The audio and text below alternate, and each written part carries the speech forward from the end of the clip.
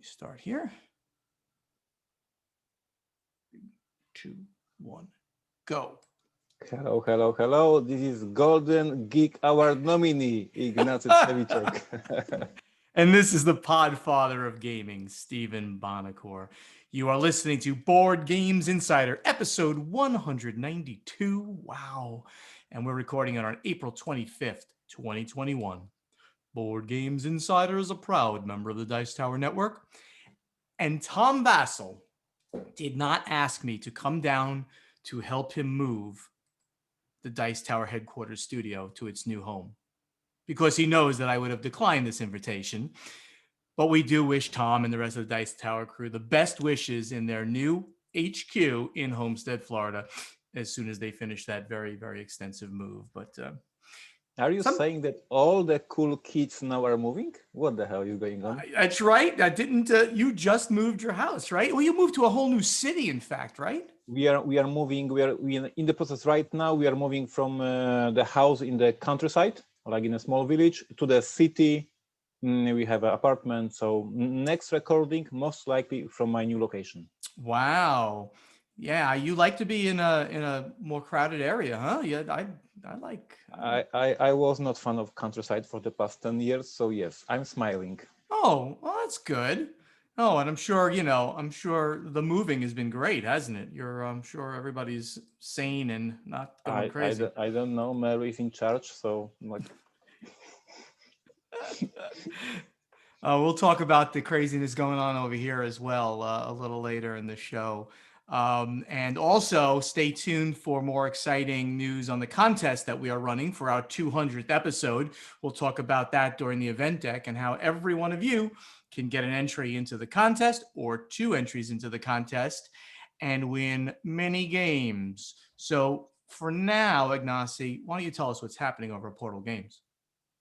At Portal Games, we have finally some amazing news. Vienna Connection, our next big release, past all the customs adventures. I don't know how you say it in English, but basically I have the items. Finally, they are on the transition to our warehouse. So now we can safely predict the street dates, etc., etc. So I can confirm May 27th is the release of my new big game, Vienna Connection. It's a spy game of 4 big cases. You're a CIA agent against KGB agents. Lots of fun. So this is a good news, and everybody was so much relieved when we finally get these products.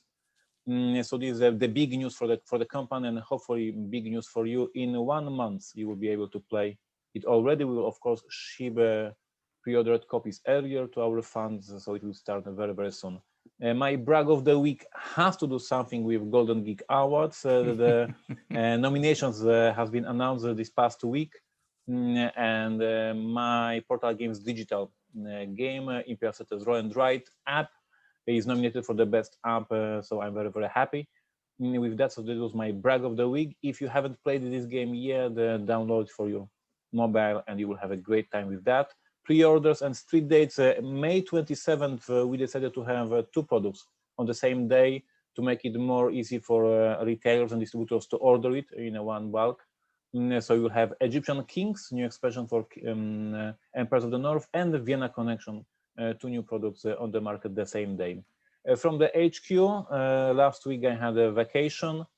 It was super boring. Apparently, I'm not there yet to enjoy my free time, and after a few days, I get back to work because I couldn't stand sitting at home and reading comics only.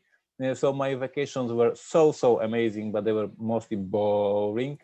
And the whole company, still we have some problems with COVID, so the company is sort of lockdown, many employees at home, many people in quarantine, and only a few people working in the office, so it's a difficult time. Hopefully will be better in upcoming weeks and months, and this whole vaccination will solve the problems. And the last part, the invitation for the video of the week. I didn't record the one that I planned, so I'm inviting you again. How to balance board games. I will record it for sure tomorrow, so you'll be able to watch it every Monday, 9 a.m. Eastern time. I'm doing live streams, and this one will be about how to balance board games. I hope it will be very interesting for everybody. So this was happening, basically only good news. Of course, we have some troubles with this stupid COVID. but basically all other things are moving well and nice. So I'm very, very happy. Excellent, excellent, excellent. Over here at the Podfather of Gaming, I'd like to again mention that I did the unboxing video of the Battle of the Five Armies, The Hobbit Collector's Edition. I've gotten the most number of comments on that video of any other video I've ever put up there because it is gorgeous.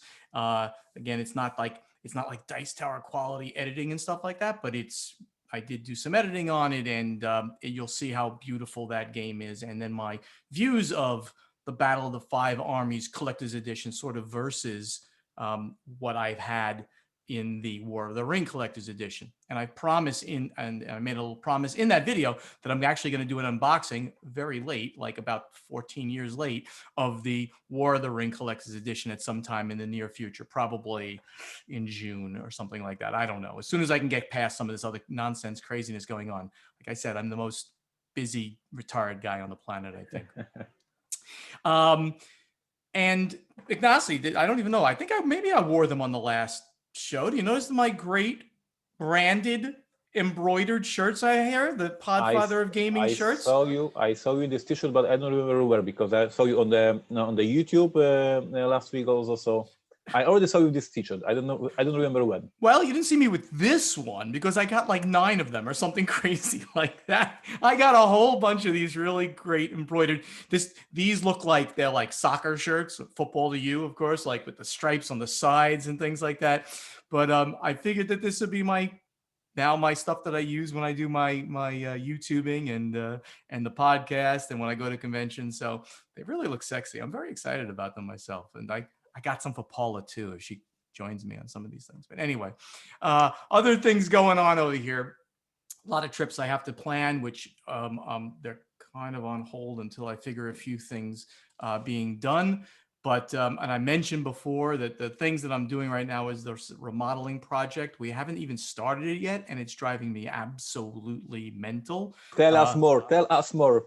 Yeah, I mean, but no, moving is bad. Remodeling might be worse because you have to like pack everything. It's got to go. Why moving not?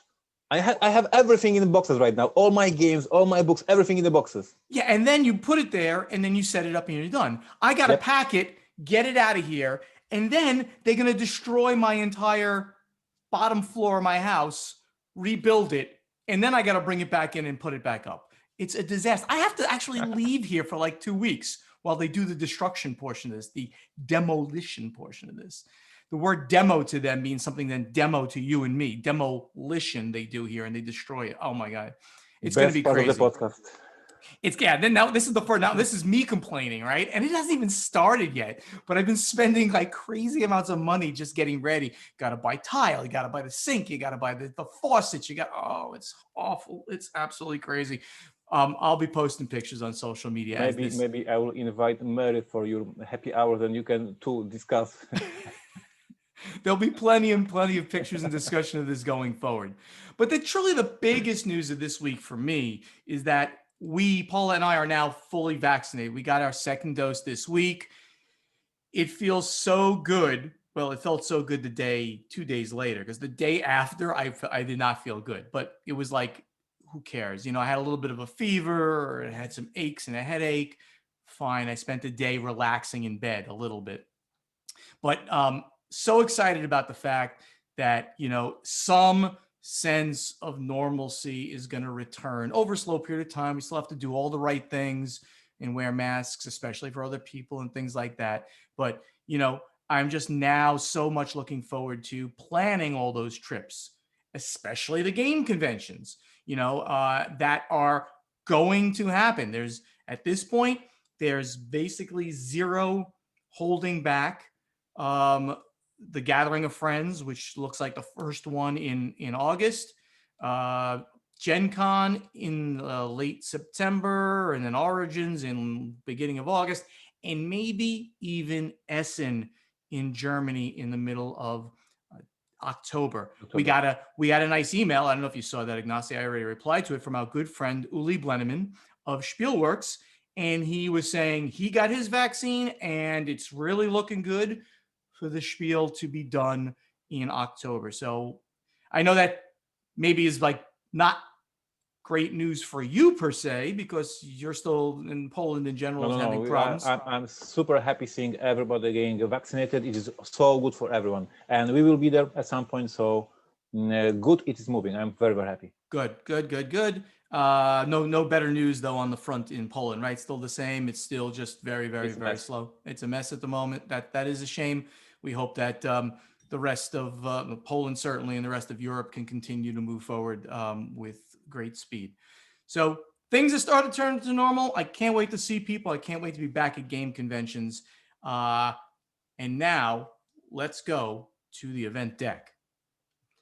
So we talked about this at the top of the show that we are running an episode 200 contest. We are on 192 now, and in 8 weeks from now, we'll be doing this 200th episode. It's so exciting to us to be doing this now. Do you know how many years we've been going straight? I think it was like 2015 we started. I have to go back and look. I have no idea. It's great, and we've so accelerated these because of COVID. We did one like every week because of COVID, no traveling and things like that. But to the bottom line to you guys out there, thank you so much. And if you'd like to be part of the contest, we're going to be giving away Portal games, of course. And who knows, maybe I can throw some stuff in there too if I can figure out how to do so. But at the moment, you're going to get one entry into the contest if you add a question, a good question, into our Ask a Question thread in the guild on Board Game Geek. You know where to find that. Go to Board Game Geek, go to our guild, put the question in the right thread there. You get a second entry into the contest if you record a video or an audio clip and post it on either Twitter or Facebook with the hashtag so that we can find it, hashtag Board Games Insider. Okay, so you can get up to two entries into our contest. And then once we get all these after the 200th episode, we will close the contest and we'll draw randomly among all those entries. We were going to give away one game from the Portal Games catalog, but we said since we were nominated for the Golden Geek Award for Best Podcast, we're going to give away 2 games from the Portal Games catalog. And if we win the Golden Geek Award, we're going to do 4 games.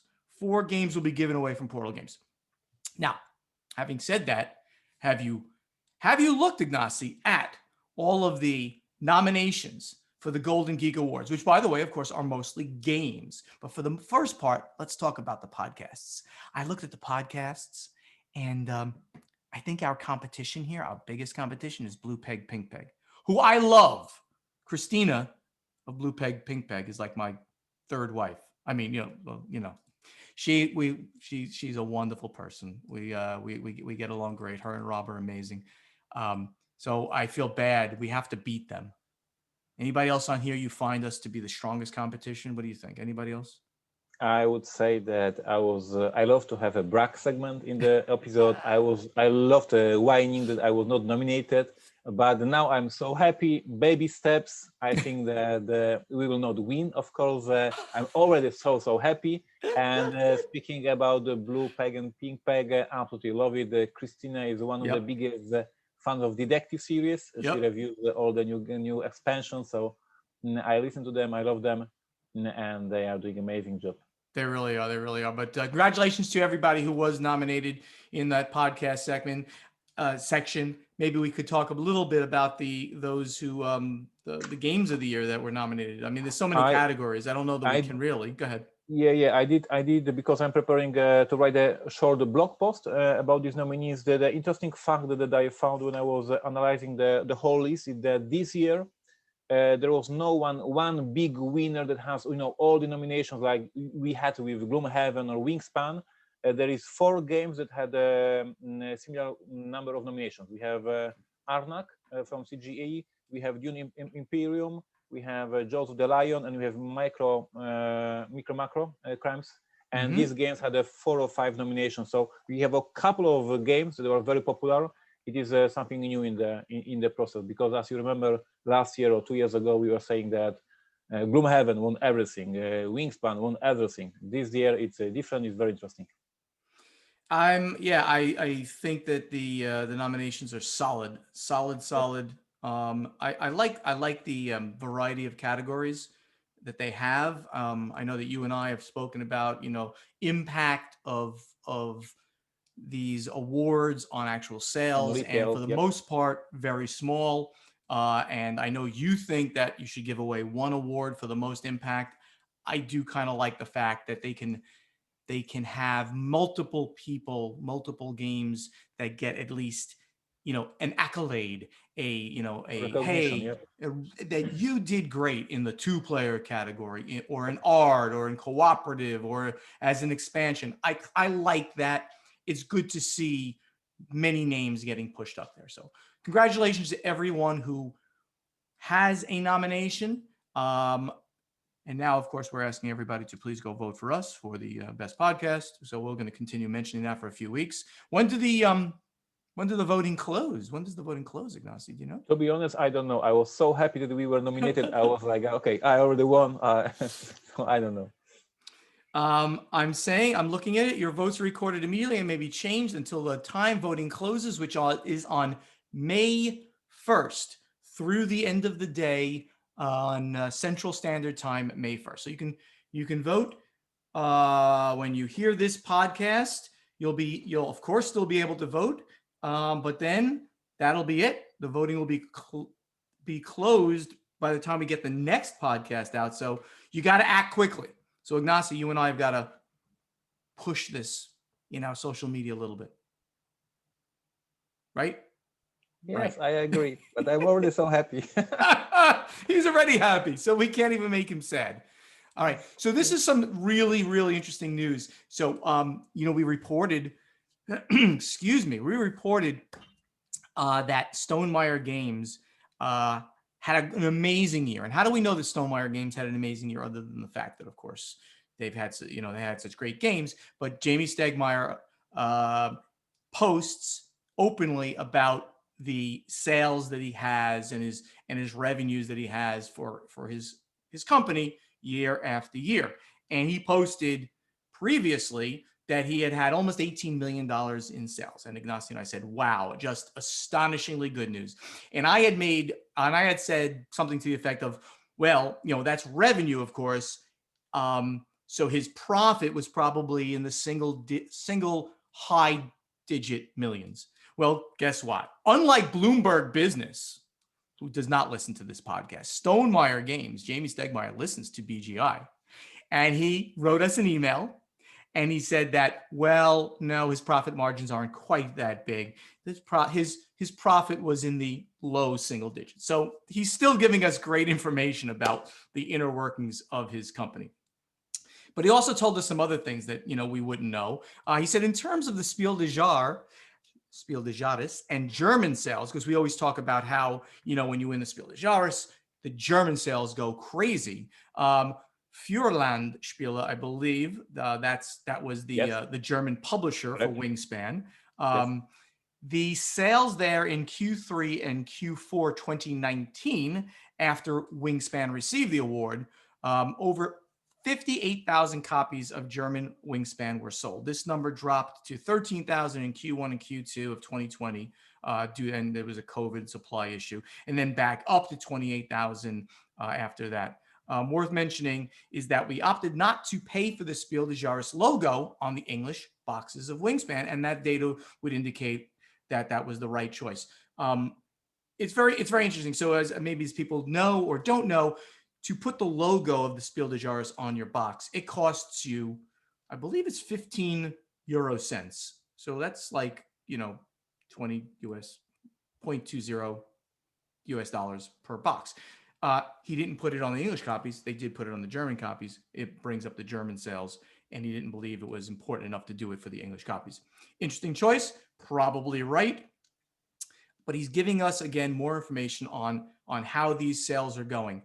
I would have said that the sales in Germany would have been a little higher, but they still, based on all of these numbers that he has here, they're still looking to be 100,000 or more German copies in the months or year after they won the award, which is still very good numbers. Any comments, Ignacy? Yeah. So I'm always complaining, but this time there's a positive Ignacy, because how I read these numbers, we have to remember that the Wingspan won Kenner Spiel des Jahres. This less important award. So yes, very important. winning the less important award and sell 100,000 copies, it only put in perspective what does it mean to win this big Spiel des Jahres award. This is like insane. I remember that was Kenner Spiel des Jahres because Directive was nominated for the same award. Yes, so yes, so this expert game. And to sell 100,000 copies of expert game is mind-blowing. And what he did with in Wingspan, that he didn't use the logo for English copies, we did the same for the Detective. So we had the logo on a German print of Detective, because as a nominee for the Spiel des Jahres, we did not put this nominee logo on English copies. The same reasoning for us as Jamey. We didn't believe that it matters in American market. And it will increase the sales. And it is always what I say in every single year when I'm complaining, hey, retailers in America, please acknowledge this important award.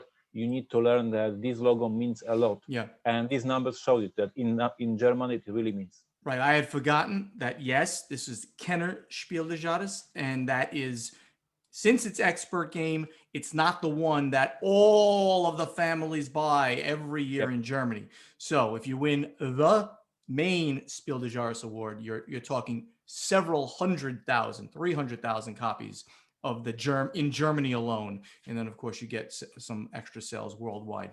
The fact that he's gotten 100,000, give or take, sales in Germany for German expert game, phenomenal number.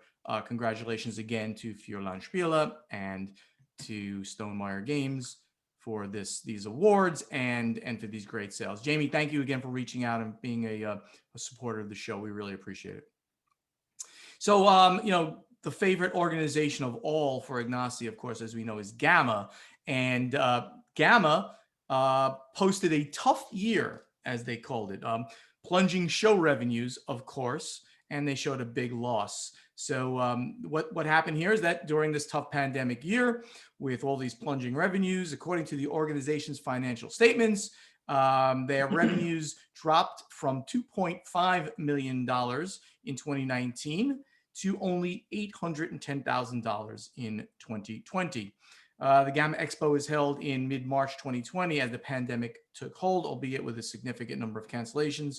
But the Origins Game Fair scheduled for the summer was canceled. Despite lower show costs and drastically reduced expenses, including big reductions in salaries and benefits, GAMA lost $182,000 in 2020. So I guess nothing here is truly a surprise, but and they're a not for-profit organization. They're trying to, they make money to create a good environment to do the shows for publishers, to run events, to bring in retailers. This is their goal. Without shows, they don't have much going on. So we expected that. I believe that, of course, with the coming back this year for Origins, hopefully we were going to see this turnaround. Yes, of course. Sometimes we make jokes that I'm always complaining on GAMA. Of course, I'm complaining when there is something that makes me mad. Here, of course, I'm very serious, and this is terrible news for GAMA. And of course, I always wish them the best, even though sometimes they make me mad. I recorded a vlog few weeks, or maybe it was months ago, about the thing that conventions this year were in a very difficult situation, because last year in 2020 there was no conventions, but not having convention 2 years in a row, that will be absolutely drastic for many big conventions. So that's why we are so happy seeing that after this terrible 2020, these Gen Cons, Origins, Essen have a chance to happen, because 2 years in a row don't have revenue, don't have any income. It may push you out of the business. It's as brutal as it is. And we might wake up in a situation that there is no Gen Con in the industry, because for 2 years it was not happening, and there is just a bankruptcy. So very sorry to see the bad numbers for GAMA. Very happy that Origins will happen. Very happy that Gen Con will happen. My fingers crossed for them. Yep, indeed. So more GAMA news, and this is really, really nice things that they're doing. GAMA plans a 2021 holiday gift program. GAMA plans to expand its holiday gift program piloted in 2020.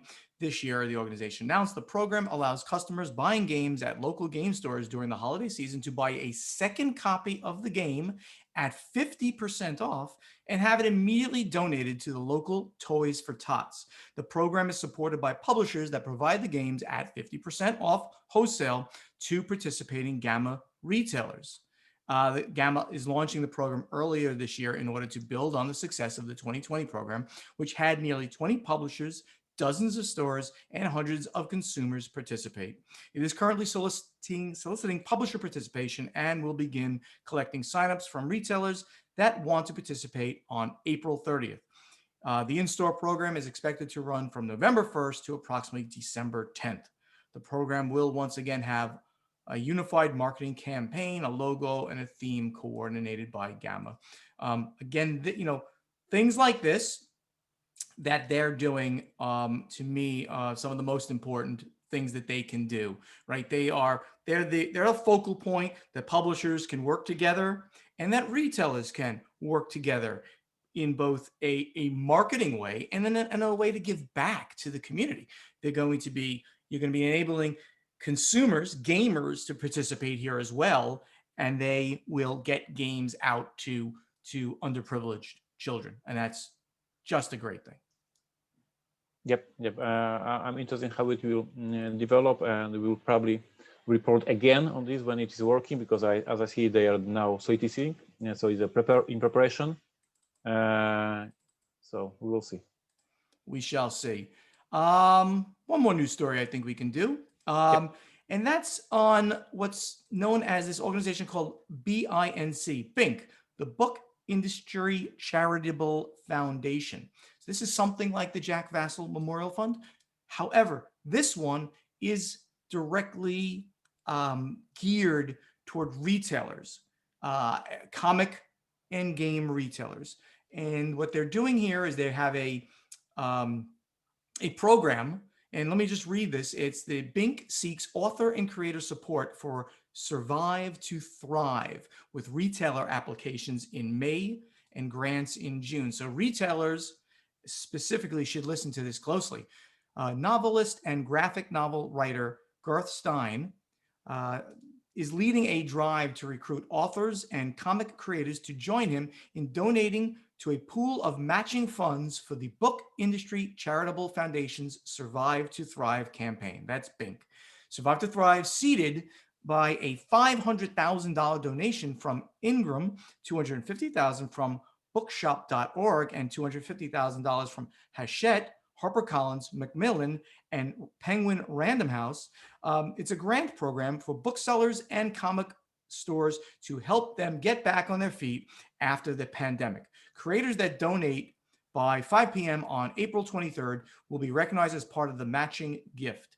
The hope for $1 million in adding additional donations to bring the total program to $2 million. Depending on the fundraising, grants of up to $10,000 will be awarded by a juried process to up to 200 book and comic stores that have been able to adapt throughout the pandemic and have community-minded innovation plans going forward, the organization said. Applications for retailers will be open soon, and reviews will take place in May while fundraising campaign continues. Grants will be announced and awarded in early June. So we've talked a lot about how we're trying to back the comeback, get game stores and bookstores back into it after the terrible year that they had in 2020 and into 2021. Here is an organization, a charitable organization, that's gotten some serious donations from publishers. Now, this is book publishers, the really big guys like, Hachette, HarperCollins, Macmillan, Penguin Random House. These are, huge companies. They're looking to get $1 million in total, and they're certainly more than halfway there as it is. And once they do, they're going to take applications from comic and bookstores to then give out up to $10,000 per store. So If you can donate, please do. But if you are a comic or bookstore, please make note of this and do an application. Just like in the US that they had the PPP program, do an application for this to possibly get a grant awarded to you to help your store out through these trying times. Another great way of the industry helping to support itself and to get itself back on its own 2 feet. Yep, absolutely. We discussed this when GAMA was giving the award for retailers.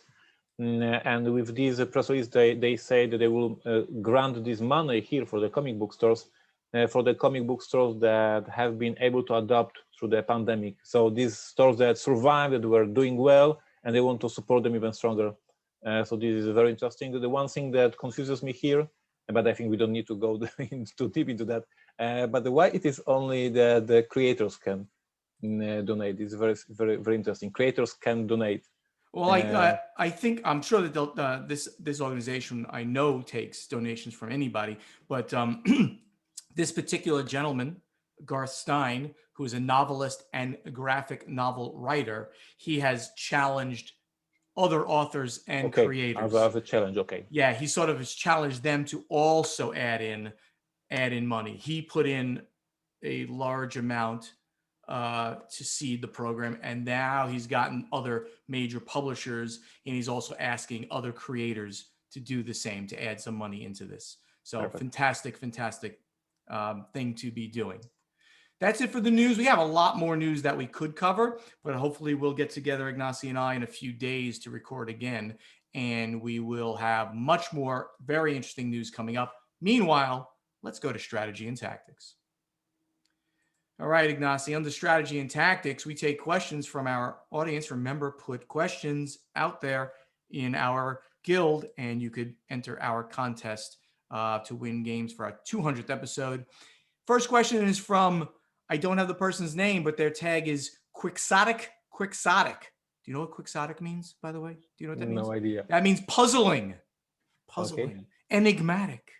So Quixotic, because he says, hello there. My question is, are there any lessons that you've learned from other board game publishers or other companies in general that you want to actively emulate within your own companies?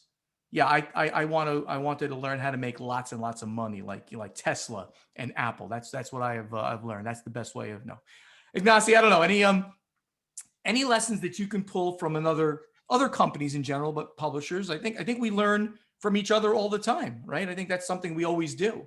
Anything you want to specifically point out? Yeah, that is exactly the truth. Like, I remember myself being a smaller, younger publisher, buying these Days of Wonder games and learning how to create a great game, how to create great components. Now we just reported a few weeks ago, I was doing a Kickstarter or GameFound campaign for Robinson Crusoe. I was working with Awaken Realms team, who are very famous for doing amazing crowdfunding campaigns, and I was learning. They were giving me some lessons and advices. So I'm learning all the time from different publishers. There is a very famous publisher in Poland called Nasza Księgarnia, which would be in English Our Bookstore. That's the name of the publisher. They release games in Poland with so much additional care and ideas and care for small details. And I'm buying all these games they are releasing, and I'm trying to get these ideas for my games. So yes, I'm very active buying games or getting games, seeing how they are published, what are new ideas. When Jamey Stegmaier released the Wingspan, and it was so amazing production value, and we were touching this paper of the rulebook and the dice tower and everything. So yes, I'm learning how to improve my game by watching what my friendly competitors are doing. Absolutely. Very good, very good. And for me, I've talked about, like, my original mentor in the industry was Zev Schlesinger of the original Z-Man games. I emulated him and his business model completely early on. I just stole from him. No, I mean, I asked him ideas, and we spoke about things, and he was just so wonderful and great, and he's become such a great friend of mine too now. So, and that in his model there was going out and searching for games across the world and bringing them to the US. And I think I did that fairly successfully. And then, after that, one of the things that I think anybody should learn when they're creating a business is you need a model of succession, right? You need to know, well, where is your company going to end up in the end? In the end doesn't necessarily mean when you die, though that's possibly it, depending on how long you take it. But also, what are you going to do when you want to get out, and how is it going to continue? So obviously, Asmodee's companies, the selling and the merging of companies there certainly gave me the idea. But I mean, I had the idea anyway that you need an end game, you need a plan, so that you can then at some point extricate yourself. Your company goes on, you take money out, and you go on and you live, and then you do fun things like record podcasts with Ignacy for the rest of your life. Perfect. Next one comes from, I don't have another time I don't have a name. I apologize here. It's at Sand Salamander. Ignacy, any plans for more Cry Havoc expansions? No, there are no more plans because the contract expire, and the rights for the game, the rights for the game are back at the designer, and maybe he will decide to publish the game with a different publisher. Maybe he will design new expansions, but it's no longer in our hands. So we had a great run with this game for the 5 years. It was a huge success for us, but the story is done for Portal Games. There you go. And he asked me if I could change anything about Terraforming Mars, what change would I make? I mean, literally the only thing about the game itself that I would have changed now after in retrospect is a little bit of a little less of the, I'll call it take that for lack of a better word. There's a lot of, there are a number of projects where I affect you badly. I think a little bit less of that because it is a Euro game, right? And Euros tend to, I'm building my engine, I'm going to create the best thing I can do. And while I'm affecting you via various ways, I've got this card, you don't, I've got this placement, you don't, I've got this type of engine and you don't. If I'm going out and destroying your plants or parts of the things that you're doing, it's less interesting to certain Euro gamers. So that's the only thing. In the end, I think the game speaks for itself. It's a phenomenal game. Jay Scarsey, who's at Jay Scarsey on Board Game Geek, do you have targeted profit margins on your games? If so, does ability to create, market, and sell expansions to the game impact the amount of margin that you will make on the initial offering? So he goes into an example, to sell super game, I guess it's just random games, to sell some super game at your targeted profit margin of 30%, it is going to retail for $75 with its current components. You feel that the market for super game is more like $50. You also know, I can't exactly put together what he's trying to ask here, but I think that he asked us if we can sacrifice the margin on the base game, knowing that we'll earn more on the expansion. That is how I read it. Okay, yes, I think that is correct. Yes. Ignacy, would you ever do that? Sacrifice margin on one to get more on the back end? I would not. We did not do anything like that in the past. I never know if the expansion will be successful. So it is very risky to lower the margin, hoping that we will do expansions. I can see this maybe if you have Star Wars or Lord of the Rings and you know it will sell and you know that you will do a lot of expansions. But still, if you have such a huge brand, you have to pay some royalties for the IP. So basically, I'm not sure if this is a good strategy to risk having no good revenue from the base game, hoping that someday you will get some revenue from expansions. Completely agree with that. We never know that we're going to be creating super game because there's so many variables that go into, is this going to be an uber evergreen title? B, you never know if you're going to have expansions. I mean, yeah, sure, if it's ultra successful, you will, but you have to, you're always going to sell many times more of the base game than you are of any expansion going down the road. So you can't rely on expansions to be what's going to drive your profits. Your base game has got to drive your profits. Anything after that is like, wow, I can do this expansion and I can do these more cards and I can do this add-on. That's how it's going to work. So yes, I'm guaranteed that's why what he was asking, and he makes a funny comment at the end. Next time I'll ask about train A leaving Philadelphia going 60 miles an hour at 9 a.m. and train B that's an old math problem, that word problem that you had to figure out the math going forward. We had this in the US all the time when I was young, and they used to drive people crazy. He says, thanks for the podcast. Absolute favorite of mine every week. Thank you, Jay. Thank you. Sandro Blasic, he's at 4 Dosich on Board Game Geek. Hi, Ignacy, are you planning to visit Croatia in the near future? Maybe holiday or even a con? Well, this is a very complex situation. I'm not doing lots of traveling. And for many years, I was not on vacation. So maybe one day I will go. My family goes to Croatia every year for the vacation.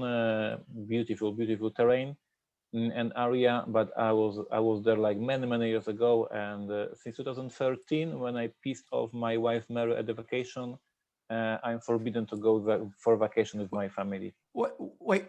Oh, you made her angry on vacation?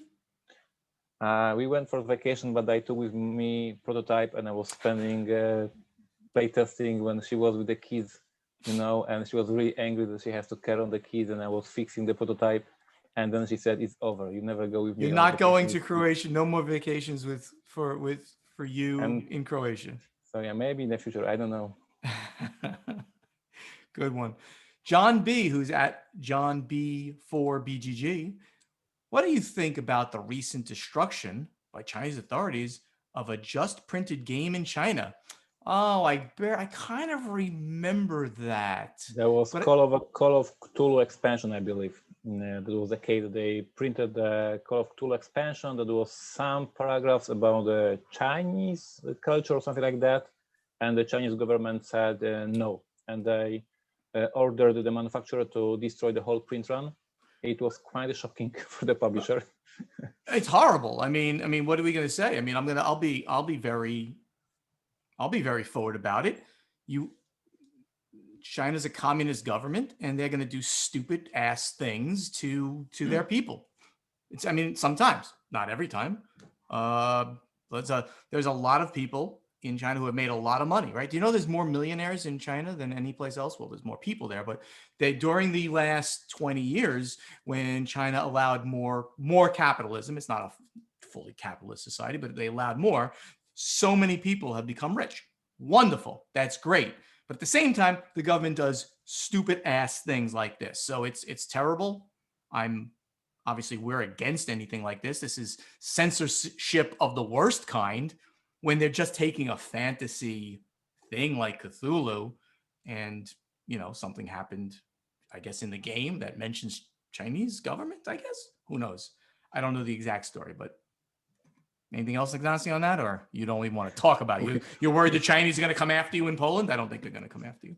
I'm still in business, I'm not on retirement. I cannot be making them angry at Portal Games. They're gonna censor the Podfather, the Podfather of gaming in China. Go for it, guys. All right, let's get on to our play testing segment. Ignacy, what did you ask today? I don't even see a question. Do I see a question here? Yes, I do. Go ahead, Ignacy. What are you going to ask our listeners? You want me to read it aloud before you fix it? Go for it. I'll see if I need to fix it between now and then. So since this is the weekend for us of a nomination for Golden Geek Award for the best podcast, I wanted to ask you and our listeners, for everybody else, to give shout out to different podcasts and other creators. So my question today is for you and for our listeners: what podcasts besides Board Game Insider podcast do you listen to and would like to recommend to Board Game Insider fans?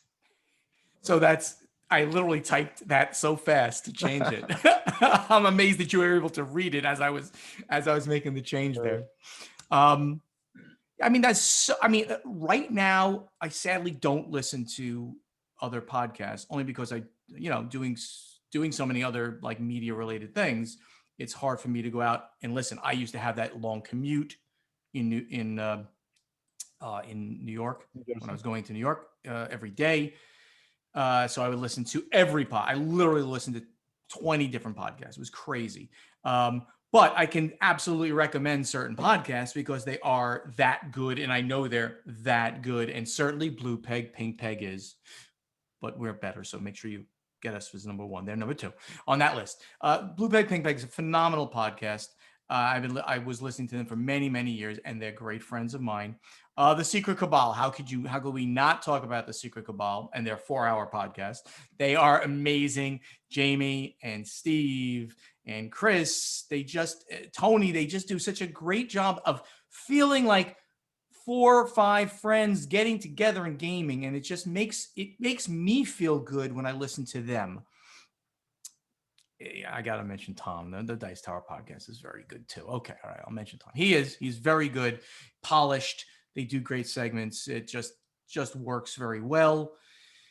I've always loved the D6 generation. I mean, those guys are wonderful, and they're one of the earliest ones. Do you know they were the first podcast that Stephen Bonacore ever appeared on? When I started the company, I was such a fan, and they were, letting people on. The origins of Podfather. The origins of the Podfather started on the D6 generation. That's right. So Russ and Craig, who are the two main guys on the show, they're there every time, and they've been there every time for 15 years. Just phenomenal job. So those are the ones that I recommend. Oh, how could I mention? I mean, Tony and the other guy, Marty and Tony. I'm always kidding. I always tease those guys on Rolling Dice and Taking Names, which of course is you sponsor, or you used to sponsor, right? Portal Games, a fantastic show. I mean, we can keep going with these. There are so many great ones. You have to pick the one that speaks to you the most, I think. How about you, Ignacy? Which ones? Any other ones that I didn't mention? Yeah, the one that I'm listening regularly is Rolling Dice and Taking Names from Marty and Tony. I absolutely love the humor, the distractions, them losing the topic and going for anything besides board games. So Rolling Dice and Taking Names would be my shout out, my pick for you to discover it. And yes, Stephen is right. There is so many amazing podcasts that you can listen to. So go to the app where you listen to podcasts, go to the board games category and give a try for a few randoms, and maybe you will fall in love with them because there is so much good content out there. But my pick would be Rolling Dice and Taking Names. I have a bad news, Stephen, for you. Among the nominees for the Golden Geek Award, there is also a podcast that is called This Game is Broken. And this is a podcast edited from Matthew Jude, our editor, and I'm afraid if he will sabotage our episode right now, and if he will erase all the mentions of us asking for the vote for us, because now he has a, Oh, I didn't even notice. He has now the power to erase all our...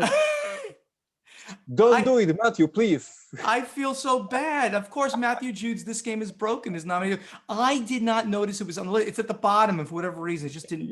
I apologize, Matthew. This Game is Broken podcast. Also, wonderful podcast, though we are better. So he will erase when you say we are better. We are in problem. He might. Well, I think you should vote number 1, Board Games Insider. Number 2, either Blue Peg, Pink Peg, or This Game is Broken podcast, and then the other one gets number 3. There you go. Those are the 3 best. There's so many good ones. We keep going back to this, but there's also 5 games for Doomsday. He's so good, that guy. I mean, there's a lot of good stuff going on out there. So everyone's going to have to pick which one's their best. Anyway, we can now talk about this because we love spreading the love to everybody. Ignacy is now going to create a thread on Board Game Geek where you're able to now vote. And please go over to our guild on Board Game Geek and find our play testing thread with this question: which podcast besides Board Games Insider do you listen to and would recommend to other BGI fans? Meanwhile, let's get to the final scoring. Thank you all so much for listening and putting up with my very crackling voice here today on a Sunday morning. Help us spread the word about this podcast by telling your friends to download Board Games Insider wherever they like to get their podcasts. To ask us questions for our strategy and tactics segment, you must post them in the correct thread in our guild on Board Game Geek. And of course, you'll earn an entry into our contest. To answer our question to you from our playtesting segment, also go to our guild on Board Game Geek and look for the thread with this episode's question. Board Games Insider has a Facebook page, so please like us there. Also on Facebook, please like Ignacy's page and Steven's page, which is /Portal Publishing and /Podfather Gaming. Our websites, portalgames.pl, portalgamesus.com, and podfathergaming.com. Go there, sign up for the newsletters, and get up-to-the-minute information on what's happening at Portal Games and with the Podfather. On social media, you can speak directly to Ignacy and Steven on Twitter and Instagram, which are both at Portal Games US and at Podfather Gaming. On YouTube, channels are very active. Portal Games Movies, Portal Games Gameplays, and the Podfather of Gaming. You get at least 3 videos from me every week, and I'm sure almost the same from Ignacy. So go check those YouTube channels out. We really hope to see you guys very soon. Convention season is opening up. Board Games Insider was professionally edited by Matthew Jude from the nominated This Game is Broken podcast. And if you'd like him to edit your podcast, please contact him on Twitter or email at thisgameisbrokenpodcast@gmail.com. Ignacy, it's all over. Do you have any special news or something special to report? I have one special news, but before the special news, I have this insider knowledge for everyone. Matthew Jude is involved in 2 podcasts that got nominated to Golden Geek Awards. Like, he is the man, and if you want to be nominated for Golden Geek next year, he needs to enter your show. Like, this is super simple. And for my it's great. And for my special secret news, here's a message. If you pre-order Vienna Connection directly from us, from Portal Games, in upcoming days, you will receive a mysterious letter that you are sending out to everyone. So please check out when you get all these postal different letters, envelopes. Look for the envelope from Portal Game, because something mysterious has been sent. In other words, don't throw it out. It's not junk mail. It's going to be something cool. Yep. That is a really cool. Thank you for saving that for the end. See, people, you got to listen to us right toward the end there. You're going to get a mysterious letter from Portal Games if you've pre-ordered Vienna Connection. Thank you, everyone, for listening. We very much appreciate it. We'll see you next week. Bye now. Thank you. Bye-bye.